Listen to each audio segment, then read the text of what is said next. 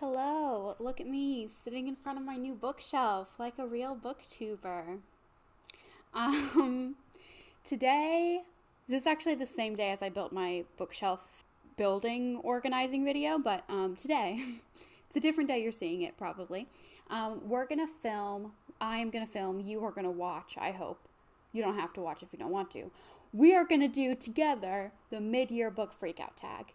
Now, you know it. You've seen it before. If you're someone who watches this channel because you're my friend and don't watch BookTube at all, this is at the middle of the year. Like almost everyone does this, like just check-in of favorites and least favorites and stuff for the year. And I have the questions right here. I also, because I did not do any planning, I was gonna plan this video before I filmed it, and then I was like, I feel like filming something right now, so I'm filming this right now, and no planning occurred. Okay, let's just jump into it. First question is, best book you've read so far this year? So, off the top of my head, what am I going to say? Strange the Dreamer. That duology was 5 stars. I loved it. Great Circle by Maggie Shipstead. And there's a bug on my face. I got it. It's dead now. Okay, I just killed something.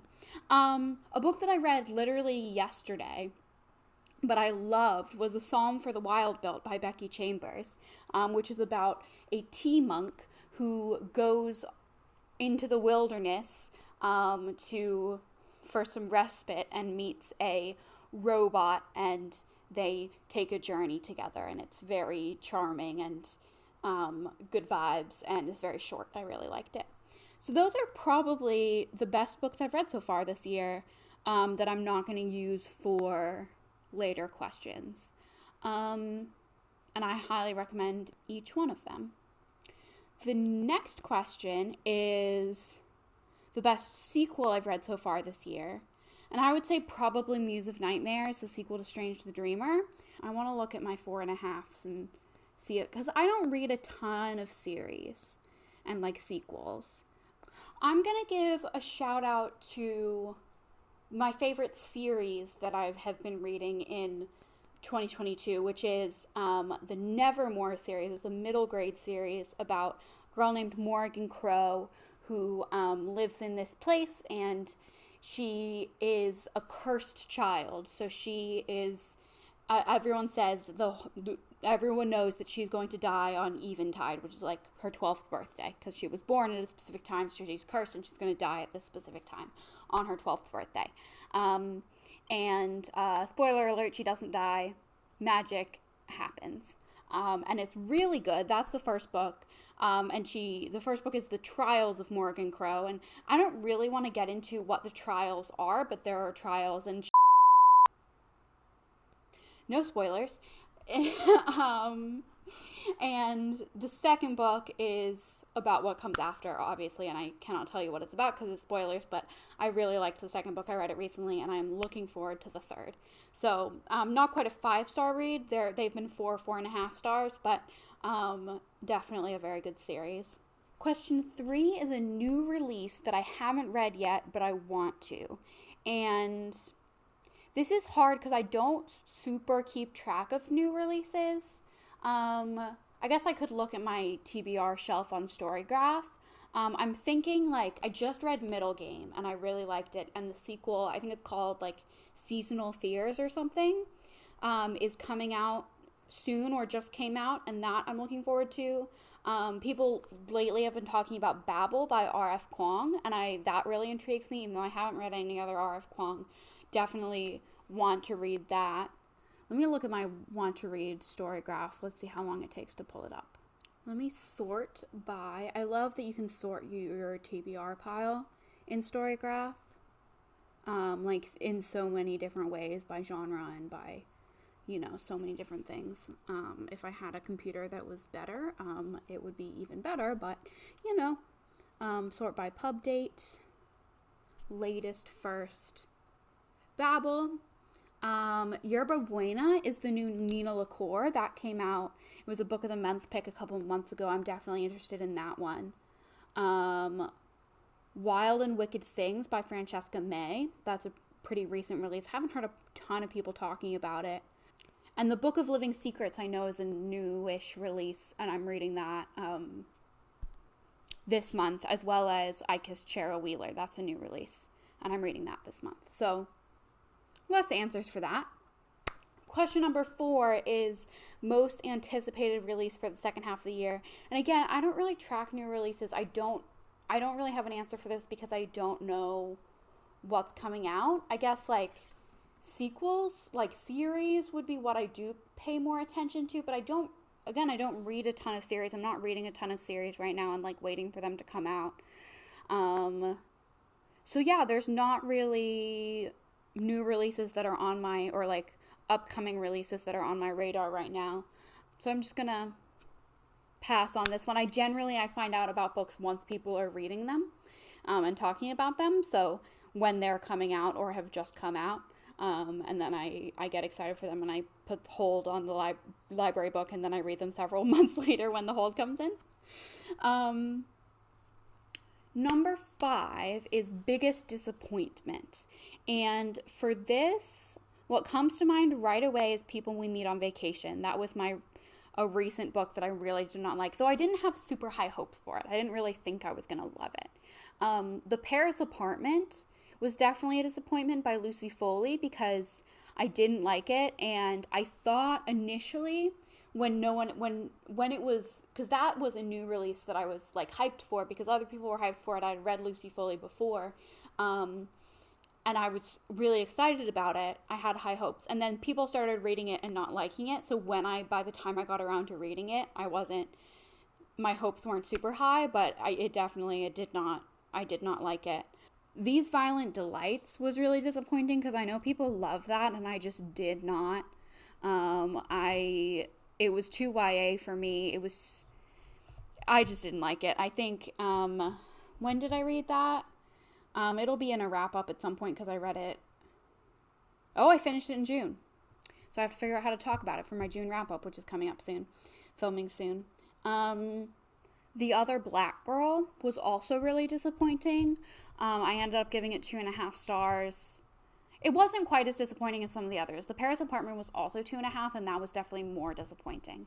But The Other Black Girl was not very good. So, but those are not my worst books of the year. My worst books of the year so far are The Paper Palace and The Wish, both of which I read for a vlog that has not come out yet, and I finished it, or like almost finished it in March, and it just never got edited, but I worked really hard on it, and I read a lot of books for it, so hopefully it'll get edited and come out at some point this summer. But yeah, those were the worst books read so far this year. They were both just bad. Well, in my opinion. I know a lot of people liked them, but not my thing. The next question, which I believe is number 6, is biggest surprise. Now, the one that comes to mind right away, I'm using for a later answer. Maybe something that could be up there is Sorrow and Bliss, which I read for the Women's Prize vlog as well. I wasn't expecting to like it, and at the very beginning, I did not like it, and you can see my journey in that video, and I ended up giving it 4 stars and, like, predicting that it might win. I ended up actually really liking it, despite not liking it at all at first and not really thinking I would like it. Mostly, I set out to read books that I think I'm gonna like, so there's not a ton that I'm like, I don't think I'm gonna like this, and then I actually do, because I don't usually read books that I don't think I'm gonna like. Question number 7 is new favorite author, and I have a couple. I'm gonna say Laini Taylor, definitely, of the Strange the Dreamer series. Alex E. Harrow, I only read one of her books, but The Once and Future Witches I really liked, and I really liked her writing in that specifically, so I definitely can see her becoming a new favorite author. Seanan McGuire was solidified as a favorite author because I had read and loved the, series, the Wayward Children series, but then I read Middle Game by her and loved it too, so it was like, solidifying that it's not just that I love this series, I do love this author. Question number 8 is newest fictional crush, which is always a weird question. I feel like this tag is very 2014 and everyone's just kept doing it, but that's okay. What I decided to do for this question was go for, and this also was a contender for biggest surprise, and also kind of favorite, one of the best books so far. I'm going to go with my favorite romance, and I really don't read romance, so it's was a big surprise that I really loved this, and crush romance, it works. And that is Delilah Green Doesn't Care by Ashley Herring Blake. I loved this book. It is a sapphic romance about a photographer from New York who comes to this small town that she grew up in to photograph her stepsister's wedding, and she reconnects with people from her past, including Claire Sutherland, and romance ensues. I thought it was really, really good. I think it was really well written. The side plots were all very well developed. The side characters very well developed. And the romance was really good, really solid. And I really liked the characters. I really liked Delilah Green as a character. And I guess if I was to have a fictional crush, it would probably be her. So, favorite romance, fictional crush, Delilah Green Doesn't Care. Guys, I skipped a question. So this is Lizzie from later. I just realized that I never answered question number 8, which is newest fictional character. I would have gotten all set up with my bookshelf again, but I am crocheting and there's a clementine right there in my lap. So, we're just gonna pop in here and answer question number 8, newest fictional character. And that is, I have 2. This is one of the ones I thought about beforehand. I can't believe I forgot to answer it.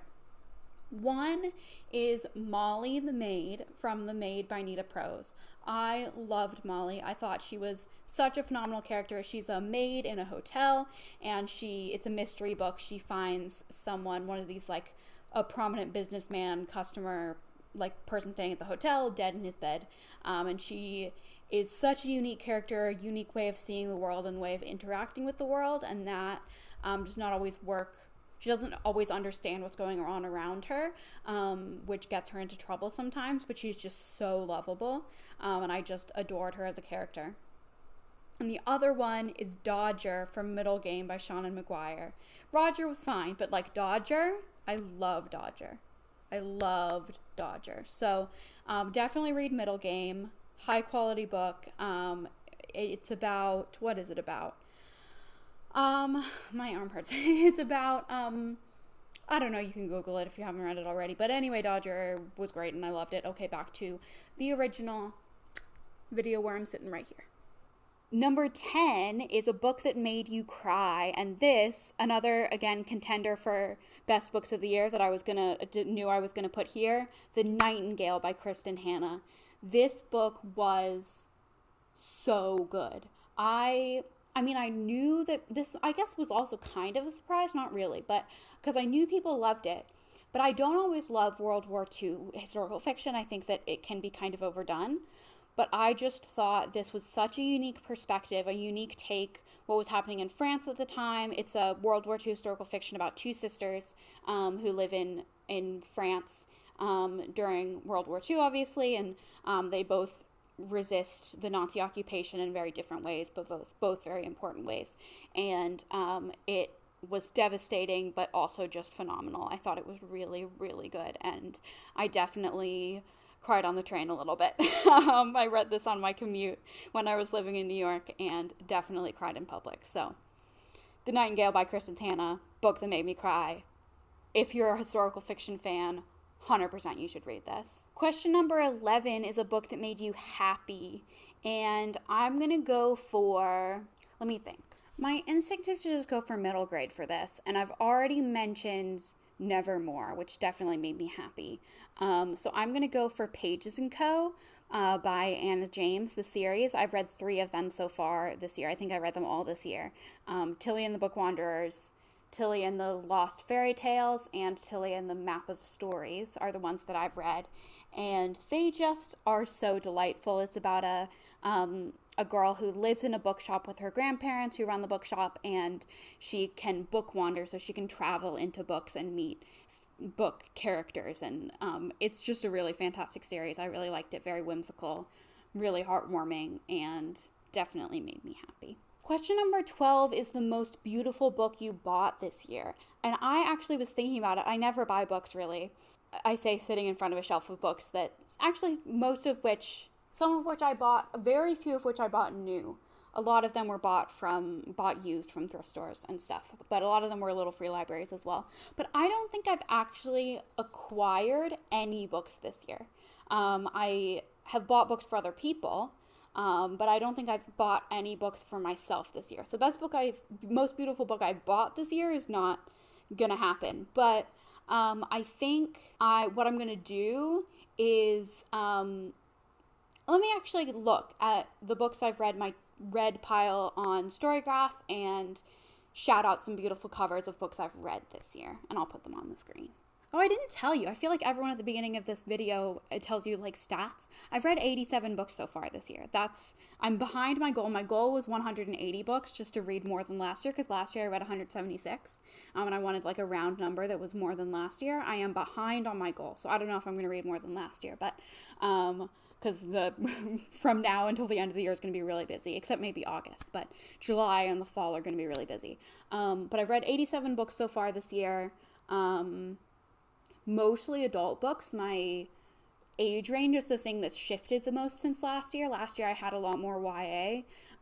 This year it's been mostly adult books. I can pull up my stats. Yeah, that's 75% adult books, and then the rest is really evenly split between young adult and middle grade. And I also, last year I had like 70% or even more than that audiobooks.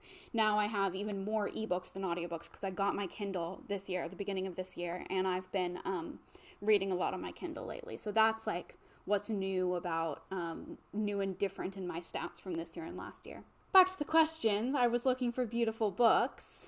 Middle Game's a pretty cool cover. The Island of Missing Trees is a pretty cover. The Once and Future Witches is a great cover. Strange the Dreamer of Me and Muse of Nightmares. Love those covers. Okay, I scrolled through all the books I read this year, and those were the best covers. I think they were actually mostly books I'd already mentioned, because, I don't know, I guess I like books with pretty covers better. I don't know. Or better books get better cover design. I don't know. But, yeah, those are some good covers. And question number 13 is, what books you really need to read by the end of the year? And I have my list. Shall I go grab my list? I'm not going to go grab my list, but I made a 22 books to read in 2022 list in my journal, and I've read maybe 6 of them. I'm reading another one this month because that prompt came up in my TBR game, but I really need to prioritize those. What's on there? Mistborn is on there. The Poppy War is on there. I think there are maybe some classics on there, like Wide Sargasso Sea by Jean Rhys, I think is how you say it.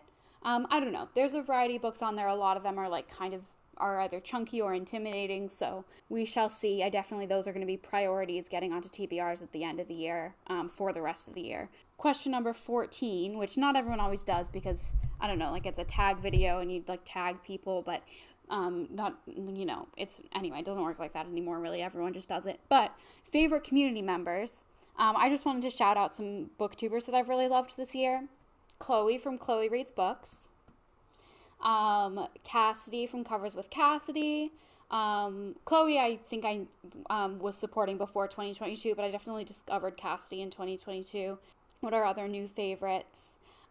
Jen Campbell. Gemma from Bookish Gems, Sam from Griff Reads. I just want to, oh my gosh, Allie from Alice in Pages, phenomenal editor. So glad I stumbled across her channel this year.